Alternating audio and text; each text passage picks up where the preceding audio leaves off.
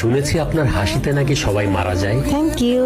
একটু সময় করে যদি আমার বাসায় আসতেন, কিছু ইঁদুর মারার দরকার ছিল আমার। এই টাকা দাও। কত টাকা? 2-3 হাজার দাও।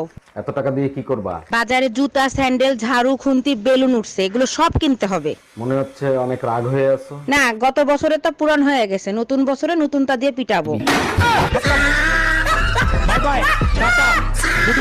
আচ্ছা, আমার গায়ের রং যদি কালো হতো তাহলে কি তুমি আমাকে বিয়ে করতা? জীবনেও করতাম না। আমি কালা, তুমি কালা, ছাউপনা গুলোও তো কালা হইতো, তাই না? আর যদি আমার বাবা যৌতুকে প্রাইভেট কার দিত তাহলে? তাও করতাম না। তোমার বাপের প্রাইভেটের চক্করে আমার জামাইরে হেলিকপ্টার দেয়া লাগতো।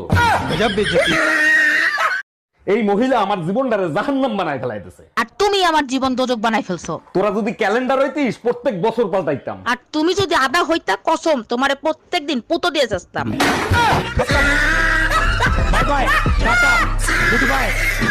বাড়ির সামনে দুনিয়ার আবর্জনা হয়ে রয়েছে, কতদিন বলছি একটু আগুন লাগাই দাও, কোনো কথা শোনো তুমি? সারা দিন বাইরে কাজ করি, ঘরে এসেও শান্তি নেই। আগুন তো তুমিও লাগাইতে পারো। দেখো, আমি আগুন লাগাইতে পারবো না, আমার ভয় করে। তাহলে তোমার মায়েরে বলো, সে তো ভালো আগুন লাগাইতে পারে।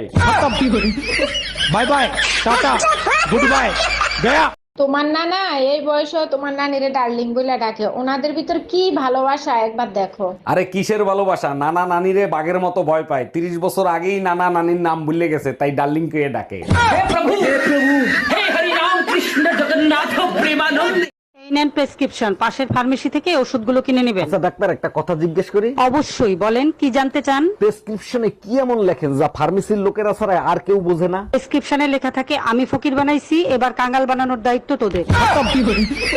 Bye bye. এই শুনছো, তোমার সাথে না আমার একটা কথা আছে। বিয়ের পরের থেকে তো শুধু শুনতেই আছি, তাই না? আরে বাবা, শোনোই না কথাটা। হ্যাঁ বলো। আচ্ছা, স্বামীর কাছে বউ কখন বেশি সুন্দর লাগে? স্বামীর কাছে বউ সবসময় সুন্দর লাগে, শুধু বউটা অন্যের হতে হবে। Bye bye.